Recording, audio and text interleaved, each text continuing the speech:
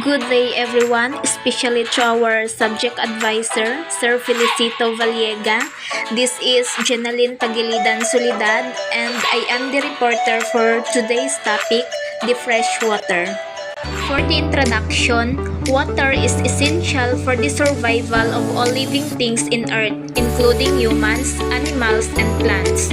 The Earth is tinatawag siyang water planet because of its large amount of water, and about 71% of Earth's surface is made up of water, and the 97% of our Earth's water is matatagpuan sa mga oceans, and ang 3% is found in freshwater. But less than of 1% lang ng freshwater natin ang potable or useful na pwede lang nating inumin or gamitin. And now, let us going to define what is freshwater at ano nga ba ang kahalagahan nito sa atin. So, freshwater is naturally occurring water that is not salty and it is suitable for consumption if clean or processed. And also, the freshwater is essential for life on Earth because it provides water for drinking, for agriculture, and for industry. It also supports wildlife and helps regulate the environment. It means na malaki ang naitutulong ng ating freshwater para tayo ay makasurvive kasi nagpo-provide ito ng tubig na kailangan natin para mabuhay, pati na rin ng ating mga plants and animals. So, how does freshwater form? The freshwater forms through the water cycle where water evaporates from the bodies of water like oceans and lakes and it rises into the atmosphere as water vapor at tinatawag ito siyang evaporation or pwede din na through transpiration which is yung na-absorb ng plants na mga water and nutrients ay mag-i-evaporate sa atmosphere. Then the next step is the condensation which is yung water vapor na yun is ma-condense siya, then ma-form siya na clouds. Then after is ma-falls back siya dito sa earth na tinatawag na naman siyang precipitation which is ito na yung mga nangyayaring rain, snow, or hail. And through this water cycle process is dito na na-form ang ating mga freshwater sources like the rivers and lakes at iba pang mga freshwater dito sa lupa. The water cycle is continuous process, meaning water is constantly moving between the Earth's surface and atmosphere, kaya hindi tayo nauubusan ng mga freshwater sources dito sa Earth. This picture illustrates the process of the water cycle. And now, let's move on to the types of freshwater ecosystems. The first is the lentic, the second is the lotic, and last is the wetland. Let's discuss first the lentic. So, lentic ecosystems are those whose water is still and are made up of ponds, marshes, ditches, lakes, and swamps.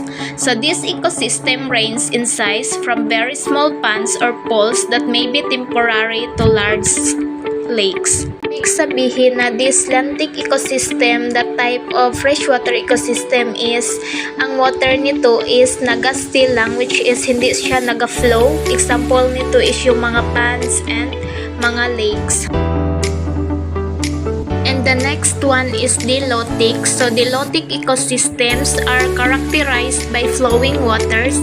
Examples include rivers, streams, brooks, and springs.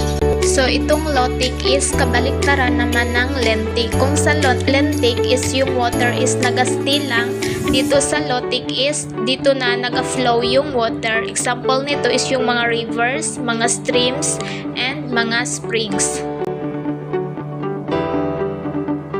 And the last one is the wetlands. So, wetlands are created by natural processes like flooding and precipitation or by human activities.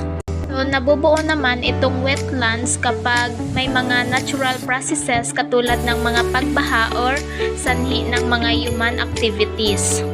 Example nito is yung mga marshes and swamps. So, marshes ang tawag kapag sa damuhan na form yung tubig and swamps naman kung ito ay na form yung katubigan sa mga kakahuyan. Of course, i-discuss din natin yung mga factors na nakakaapekto sa ating freshwater. So, first is the natural factors. Nakapaloob dito yung climate change or the precipitation patterns. Next is the weathering and erosion. Kasi through weathering and erosion is nagre-release kasi ito ng mga pollutants or chemicals na nakakaapekto sa ating freshwater. Next is the natural disturbances like ng mga floods and droughts or tagtuyot. Then, the last is the geological formation. So, sa geological formation kasi is naka-involve dito yung mga geological processes katulad ng mga plate tectonic, weathering or erosion, and the volcanic activity which is nakaka-influensya sa formation ng ating freshwater. Gayun din, nakaka-apekto siya sa quality or yung quality ng tubig na tinatransport ng ating freshwater.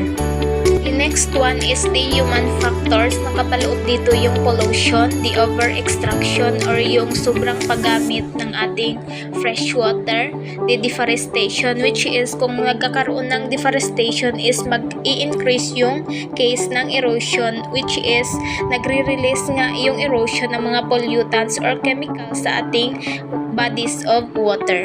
The next one is the agricultural runoff which is yung mga chemicals na ginagamit natin sa ating mga agricultural crops ay nakakaapekto sa ating freshwater and nakaka-contaminate sa mga tubig na iniinom natin. Nakakaapekto din ang urbanization or overpopulation sa ating freshwater kasi kapag marami na yung tao is naging marumi na yung ating mga freshwater. And the last one is the dam construction. And here are the solutions para matugunan yung mga problema natin sa ating freshwater. First is water conservation practices. Next is improve irrigation techniques in agriculture. Third is wastewater management or yung tamang pagtapon natin ng ating mga basura. Then fixing leaking pipes and drainage. Kung may mga sira yung mga pipes natin sa ating mga bahay is ayusin kaagad nang sa ganun is makatipid sa tubig. Then public education on responsible water usage nang sa ganun is magkakaroon ng kaalaman yung mga tao or maging aware sila kung paano ba maging responsable sa paggamit ng tubig. Then reduce agricultural runoff or paglimita or limitahan natin yung paggamit natin ng mga chemicals sa ating mga agricultural crops nang sa ganun is mapanatili yung malinis na tubig. I think that's all about my report. Thank you for watching and God bless you all.